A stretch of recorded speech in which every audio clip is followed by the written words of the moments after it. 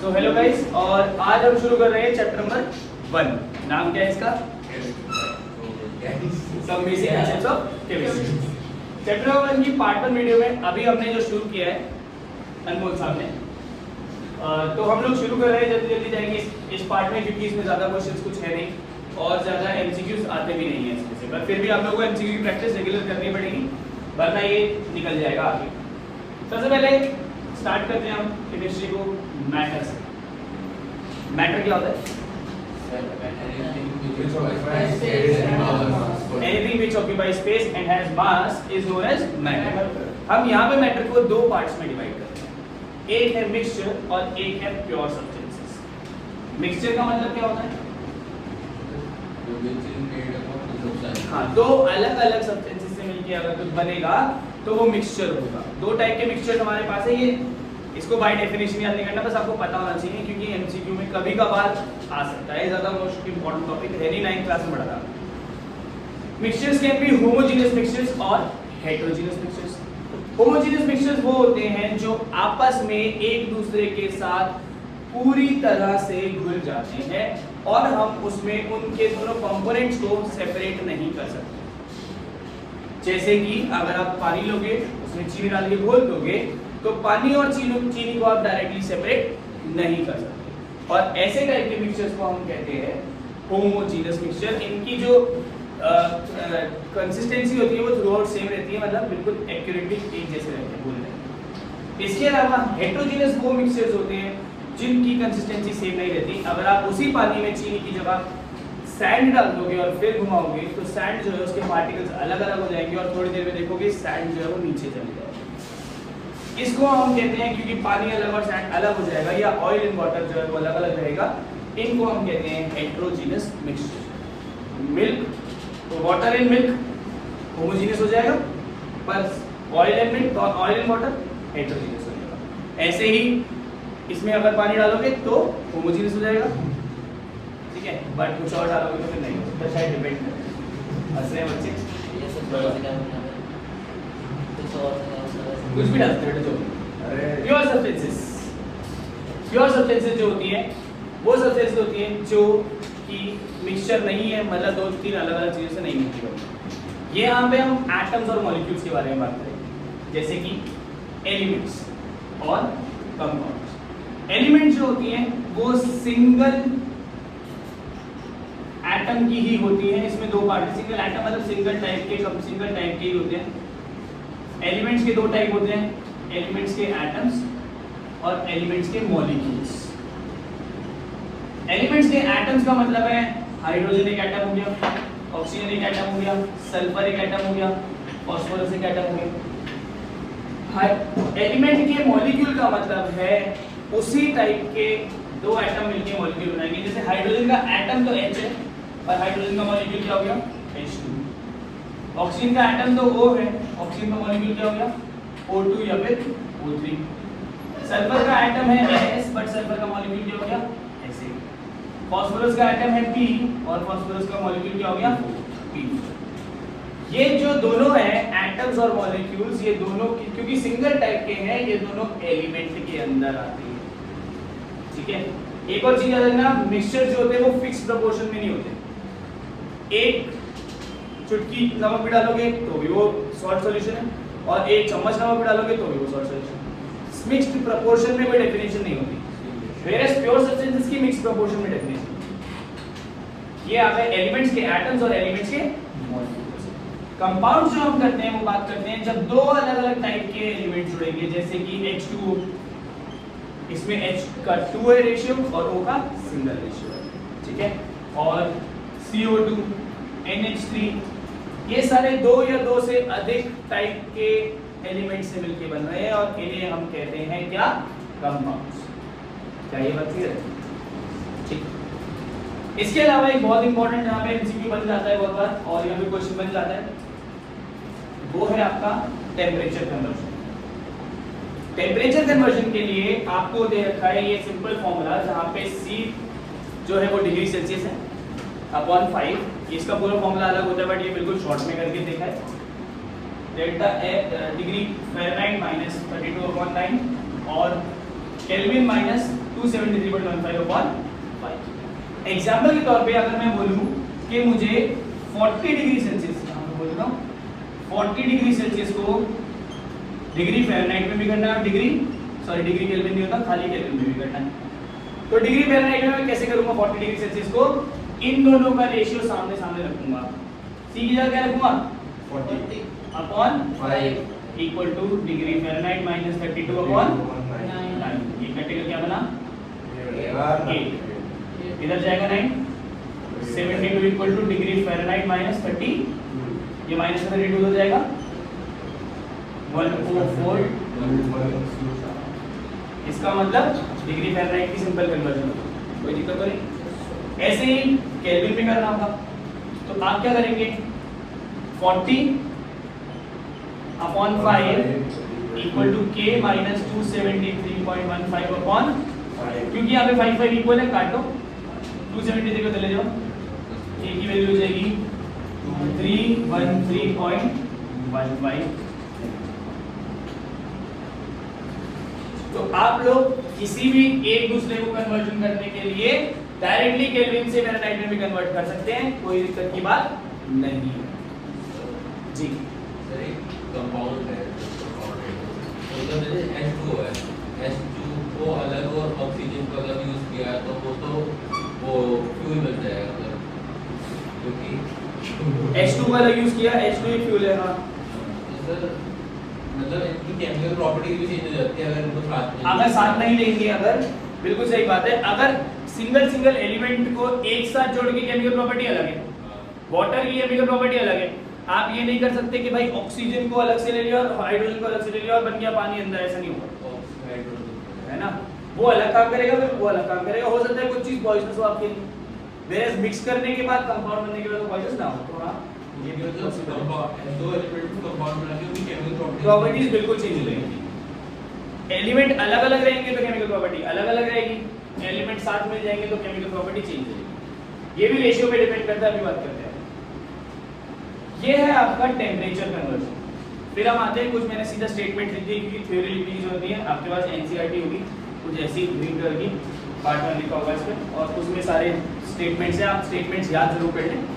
सबसे पहला है लॉ ऑफ केमिकल कॉम्बिनेशन, ये 5 लॉज हम पढ़ेंगे और एक एक लॉ की पहले एक्सप्लेनेशन मैं दे देता हूँ। सबसे पहला law of conservation of mass, सब लोगों को पता है ये लॉ, सबसे बेसिक लॉ है। क्या कहता है कि मास can neither be created nor be destroyed. एक केमिकल रिएक्शन में मास ना हम क्रिएट कर सकते हैं ना हम डिस्ट्रॉय कर सकते हैं। जितना मास रिएक्टेंट्स में होगा उतना मास प्रोडक्ट्स में होगा। आप सब लोगों को ये पता होगा कि एक रिएक्शन में जो स्टार्टिंग में होता है लेफ्ट हैंड साइड में उसे रिएक्टेंट कहते हैं और जो इधर होता है उसे क्या कहते हैं। सिंपल एग्जांपल के तौर पे H2 2H2 plus O2 gives 2H2O। अब यहाँ पे हाइड्रोजन का मास जो होता है वो 1 होता है, तो कितने हाइड्रोजन है हमारे पास 2 2 4 4 ग्राम हमारे पास हाइड्रोजन है। ऑक्सीजन का मास 1 का होता है 16 16, तो 2 का हो गया 32।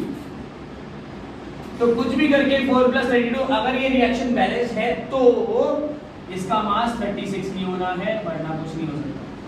Because mass can neither be created nor be destroyed. ऐसा नहीं हो सकता कि इधर मास ऐड करके ये से ना आए।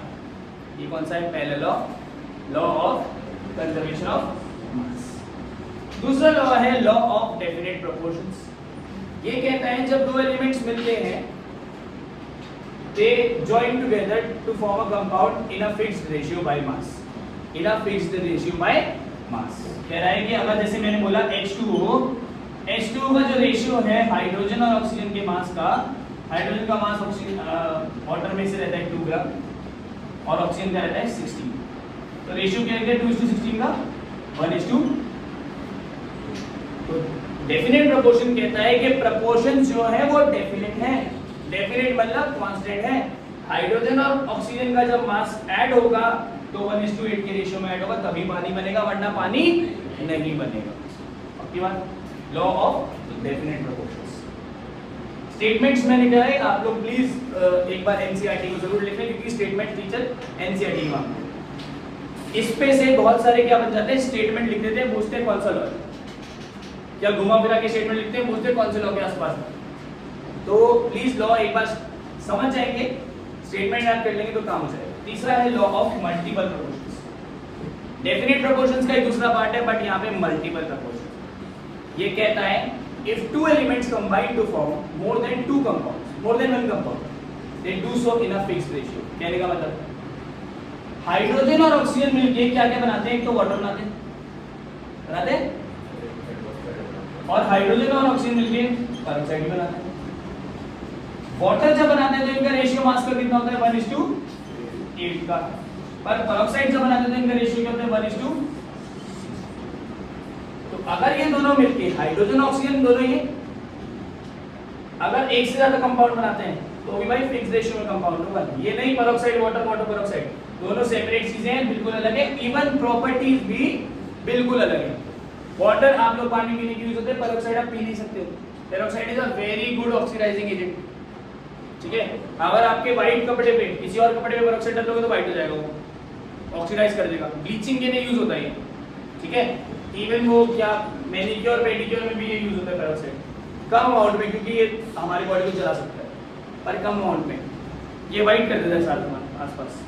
तो ये बहुत अच्छा होता है। जैसे कि आपके व्हाइट कपड़े होते हैं, उस पे अगर कोई दाग वाग लग जाते हैं, पेरोक्साइड को पानी में डाल के उसको घोलो और थोड़ा सा डालो और वो बिल्कुल ऐसे दाग आपको क्लियरली मैजिक दिखेगा कि दाग ऐसे करके पूरा खत्म हो जाएगा, आपको दिखेगा ही नहीं वहां पे कभी दाग था। ये इतना अच्छा ऑक्सीडाइजिंग एजेंट है। बट अगर इसे खोल के रख दिया आपने तो एयर के साथ ऑक्सीडाइज होकर ये वाटर में जाता है, डिस्टिल्ड वाटर, क्योंकि ये अनस्टेबल हो जाता है थोड़ा सा, तो ये डिस्टिल्ड वाटर।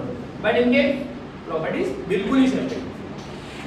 तो ये बोल रहा है मल्टीपल प्रोपोर्शन बोल रहा है कि अगर दो एलिमेंट मिले, हाइड्रोजन और ऑक्सीजन मिले, तो फिक्स रेशियो में कंबाइन करके दो अलग अलग कंपाउंड भी बना सकते हैं। नेक्स्ट दो लॉज बहुत इंपॉर्टेंट, दोनों एक दूसरे के ऑपोजिट लॉ है, ध्यान से देखिए। के-ल्यूसिक लॉ, के-ल्यूसिक लॉ बाय स्टेटमेंट कह रहा है कि एक केमिकल रिएक्शन में अगर number of atoms, temperature, pressure सब सेम है, क्या क्या? नंबर ऑफ एटम्स, टेम्परेचर और प्रेशर सब सेम है, तो उनकी वॉल्यूम्स भी सेम होंगी। क्या बोल रहा है? एट सेम टेम्परेचर, यहां पे देखिए, at same temperature and pressure equal amount of gases will have equal volumes. Equal amount of gases will have equal volumes. कह रहा है कि अगर टेम्परेचर दो गैसेस हैं, एक बहुत भारी गैस है, एक बहुत हल्की गैस है। मान लो एक है जिनॉन, एटॉमिक नंबर 54, एक है हीलियम, एटॉमिक नंबर 2। तो हीलियम और जिनॉन का मास से कोई मतलब नहीं है अगर वो सेम जगह पे है, सेम टेम्परेचर और प्रेशर पे। तो एक मोल हीलियम की अगर वॉल्यूम 100 ml है, तो एक मोल जिनॉन की वॉल्यूम भी 100 ml ही होगी। कह रहे हैं कि अगर टेम्परेचर प्रेशर सेम है, इक्वल अमाउंट ऑफ गैस की वॉल्यूम भी इक्वल होगी। इसी को यूज करते हैं हम लोग at STP, standard temperature pressure पे कहते हैं। अगर सेम टेम्परेचर प्रेशर है, कोई भी गैस हो, 1 mole of a gas is 22.4 litres. एक मोल की वॉल्यूम यही रहेगी, गैस कितनी भी भारी कर दो, कोई भी गैस हो जाए, उससे मतलब नहीं। और सबसे हल्की गैस क्या होती है? हाइड्रोजन, उसकी भी वॉल्यूम, मैं मास की बात नहीं कर रहा हूं, वॉल्यूम दोनों की सेम रहेगी। तो ये कहता है ये ल्यूसेस लॉ। और लास्ट में है एवोगैड्रो लॉ, कह रहा है कि अगर टेम्परेचर, प्रेशर, वॉल्यूम तीनों सेम है, टेम्परेचर, प्रेशर और वॉल्यूम तीनों, तो नंबर ऑफ मोल्स भी सेम है, सेम है। अगर दो गैसेस का टेम्परेचर, प्रेशर, वॉल्यूम सेम है तो नंबर ऑफ मोल्स भी सेम है। ये कह रहा है टेम्परेचर, प्रेशर और नंबर ऑफ मोल्स सेम है तो वॉल्यूम सेम है। ये कह रहा है टेम्परेचर, प्रेशर और वॉल्यूम सेम है तो नंबर ऑफ मोल्स सेम है। तो एक दूसरे के क्या है? एवोगैड्रो बंदा बड़ा बढ़िया था, इसने एक कांस्टेंट दिया, इसको मैं अभी लिख दूंगा, अभी तो मैं इसे बता रहा हूं, इससे कोई मतलब नहीं है, ये आगे पढ़ने वाले हैं। एवोगैड्रो ने एक कांस्टेंट दिया जिसे कहते हैं एवोगैड्रोस कांस्टेंट, ये एवोगैड्रो नंबर Na, और इसका वैल्यू है 6.022 10 की पावर। ये कहता है कि एक मोल में सब्सटेंस में हमेशा इतने नंबर ऑफ एटम्स या आयंस या मॉलिक्यूल्स या इलेक्ट्रॉन डिपेंड करता है कितने होते हैं। एक मोल सब्सटेंस में यही नंबर होता है 6.022 10 की पावर 23। ये हम आगे पढ़ेंगे। आगे देखिए, ये पांचों लॉ के बाद एक बहुत इंपॉर्टेंट चीज आती है जो है डाल्टन्स एटॉमिक थ्योरी। याद रखना ये थ्योरी आज के टाइम पे काम नहीं कर रही है, बट ये थ्योरी पायनियर थी। पायनियर मतलब इसने स्टार्ट किया था एटम के बारे में सही सही बातें बताना। तो जॉन डाल्टन ने ये थ्योरी दी थी और इसने 4 चीजें बोली। कुछ चीजों से हम आज भी इत्तेफाक रखते हैं, कुछ चीजों से हम आज इत्तेफाक नहीं रखते। सबसे पहली चीज है, ये बोल रहा है, मैं यहाँ से रीडी कर देता हूँ कि all matter consist of indivisible atoms. क्या? Matter consist of indivisible atoms, मतलब मैटर जो है सारे का सारा दुनिया में जो भी चीज बनी है मैटर, वो इनडिविजिबल एटम से बना है। इनडिविजिबल मतलब एटम सबसे छोटी यूनिट है। प्रॉब्लम ये आई कि बाद में हमने पढ़ा और एटम के अंदर भी और भी पार्टिकल्स हैं, तो डाल्टन का ये वाला पॉइंट हो जाता है गलत। एटम के अंदर इलेक्ट्रॉन्स, प्रोटॉन्स और न्यूट्रॉन्स, न्यूक्लियस भी होता है। पर यस, डाल्टन ने उस टाइम पे उसके हिसाब से बहुत बढ़िया थ्योरी दी थी कि हर चीज एटम से बनी है। बिल्कुल सही बात है, पर इनडिविजिबल नहीं। इसके अलावा atoms of given element have same mass, same property, सब कुछ सेम है। कह रहे हैं अगर एक एलिमेंट का एटम है तो उसकी प्रॉपर्टी सब सेम है, मास सेम। ये भी दिक्कत क्या करी कि बाद में पता चला नहीं, आइसोटोप नाम की भी कोई चीज होती है। आइसोटोप मतलब एक ही एटम के अलग अलग फॉर्म्स। कार्बन 12 भी होता है, कार्बन 13 भी होता है, कार्बन 14 भी होता है। तीनों की अलग अलग प्रॉपर्टी और अलग अलग मास, एक ही चीज का एटम है। तो ये प्रॉपर्टी भी, ये इसका पॉइंट भी रॉन्ग हो गया कि सारे एलिमेंट सब कुछ सेम है। तीसरा, ये सबसे इजी है, ये सबको पता है, कंपाउंड्स जब बनते हैं तो एटम्स के फिक्स्ड रेशियो से बनते हैं। ये तो हमने पहले ही पढ़ गए हैं, H2O वाला डेफिनेट प्रोपोर्शन। तो तीसरा पॉइंट इसका सही है, compounds are formed by combining atoms in a fixed ratio, in a. और चौथा पॉइंट इसने बोला कि केमिकल रिएक्शंस कुछ भी नहीं होती, बस रीऑर्गेनाइजेशन ऑफ एलिमेंट्स होती है। एलिमेंट्स जो होते हैं वो एक दूसरे से रीऑर्गेनाइज करते हैं, इधर से उधर चले, और इससे वजह से क्या हो जाता है, केमिकल रिएक्शन हो जाती है। और ये पॉइंट भी इसका ठीक है। तो 4 पॉइंट एटॉमिक थ्योरी में दिए, 3 ठीक है, 2 ठीक है। कैसे क्वेश्चन आ सकता है, पूछ लेंगे, चार स्टेटमेंट दे देंगे, बोलेंगे कौन सी स्टेटमेंट सही है, कौन सी स्टेटमेंट गलत है, या 4 स्टेटमेंट देंगे, कहेंगे कौन सी स्टेटमेंट डाल्टन ने नहीं दी, या 4 स्टेटमेंट दे देंगे, बोलेंगे कौन सी स्टेटमेंट डाल्टन की सही है। स्टेटमेंट 1 स्टेटमेंट 2 करके भी क्वेश्चन आ सकता है, ठीक है। तो ये क्वेश्चन बहुत सारे डाल्टन की थ्योरी में बन सकते हैं।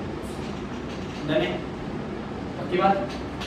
इस चैप्टर के लास्ट पार्ट पे हम चलते हैं, इसमें ज़्यादा थ्योरेटिकल एमसीक्यूज आता है। टेम्परेचर पे क्वेश्चन अच्छे से कर लेना, ये मैटर पे तो क्वेश्चन नहीं आएगा। लॉज ऑफ केमिकल कॉम्बिनेशन और डाल्टन पे स्टेटमेंट के क्वेश्चन आने के चांसेस बहुत ज़्यादा हैं। आ जाते हैं हम एटॉमिक मास। क्या होता है एटॉमिक मास? एक एटम मास। एटॉमिक मास नाम ही बोल रहा है क्या, एटम का मास को हम एटॉमिक मास कहते हैं। बात यह है कि हमें हर एक चीज को बताने के लिए यूनिट की जरूरत होती है। किसकी जरूरत होती है? और एटॉमिक मास की यूनिट को पहले बोला जाता था एटॉमिक मास यूनिट AMU, अब बोला जाता है यूनिफाइड मास U। याद रखना, AMU भी देंगे तो गलत नहीं है, U भी देंगे तो गलत नहीं है, दोनों एक ही चीज होती है। पक्की बात। अब U निकलता कैसे, इसकी डेफिनेशन भी है।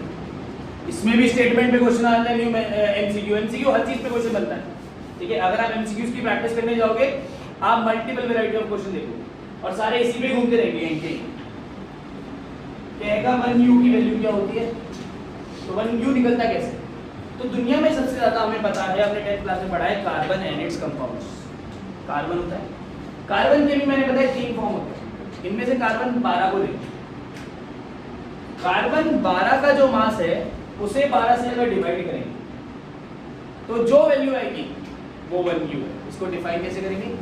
It is defined as 1/12 of the mass of carbon 12 isotope. Carbon isotope नहीं, कार्बन 12 आइसोटोप। तो कार्बन 12 का जो मास है, जो भी है, उसको जब 12 से डिवाइड करेंगे तो वैल्यू आएगी 1U कार्बन के हिसाब से। अब कार्बन 12 का जो डिवाइड करने के बाद फाइनल आंसर 1U का आ रहा है मास में, वो ग्राम में आ रहा है, 1.66 10 की पावर -24 ग्राम और केजी में आ रहा है 1.66 10 की पावर -27 केजी। याद रखना ग्राम और केजी में अलग अलग है। एमसीक्यू में यहाँ पे भी आपको घुमाने के लिए दोनों चीजें पूछी है। अच्छा ये केजी वो मैं दोबारा लिखा ना इसमें केजी, ग्राम और केजी में घुमाने के लिए दे देते हैं 10 की पावर -27 दे देंगे, ग्राम लिख देंगे, आपका भी सही है। हल्का सा यूनिट चेंज हुई आंसर चेंज हो जाएगा, ध्यान रखना। इसी वीडियो में कुछ बेसिक आपको इंपॉर्टेंट एटॉमिक मास बता देता हूं जो आपको याद करने हैं for your 11th and 12th class everything. इसमें स्टार्टिंग में आता है हाइड्रोजन, वैसे इसकी वैल्यू 1.008 U होती है बट हम इसे 1 U भी लेके चलेंगे। कार्बन 12 U, इसकी 12.011 होती है बट 12 लेके चलेंगे। ऑक्सीजन का 16 U, नाइट्रोजन का 14 U, सोडियम का बहुत बार पूछा जाता है, सोडियम का 23 U, मैग्नीशियम का 24 U, एल्यूमिनियम का 27 U, पर जाते हैं सल्फर का 32 U, क्लोरीन का 35.5, अगली वीडियो में देखेंगे कैसे आया 35.5, आर्गन और कैल्शियम का 40 U, पोटेशियम का 39 U, कॉपर का एक क्वेश्चन आता है 63.5 शायद U, आयरन का आता है 55.8 होता है 56 U। ठीक है, तो ये बेसिक कुछ चीजें हैं जो आपको याद में रखनी है क्योंकि ये बार बार क्वेश्चन पूछने में आएंगी। इनसे हम लोग क्या बना सकते हैं, इनसे हम कोई भी मॉलिक्यूलर मास बना सकते हैं, जैसे कि एनसीईआरटी के एग्जांपल नंबर 1। अब आए हम पहले एग्जांपल पे, कह रहा है C6H12O6 का मास बताओ। कैसे बताते हैं, 6 इंटू कार्बन का मास कितना है 12 प्लस हाइड्रोजन 12 इंटू कितने प्लस ऑक्सीजन 6 इंटू ऑक्सीजन का कितना है 60, 6 12 is 72 प्लस 12 प्लस 90 180। प्रैक्टिस के लिए करना है, कुछ कर लो आप। NH3 का मास निकाल लेना, H2O का मास निकाल लेना, CH3COOH का मास निकाल लेना, CH3NO CH3CONH2 का मास निकाल लेना। रैंडमली किसी भी इसका मास निकाल सकते हो, C6H12O6 का मैं निकाल ये एग्जांपल रख पढ़ना। ये आपका एटॉमिक मास, और एटॉमिक मास से ही आपका जो मास बना वो मॉलिक्यूलर मास भी कहलाता है। NaCl का मास निकालोगे 23 और 35.5। तो ये आपकी है part 1 video. Let's just revise this again and then come to part number 2.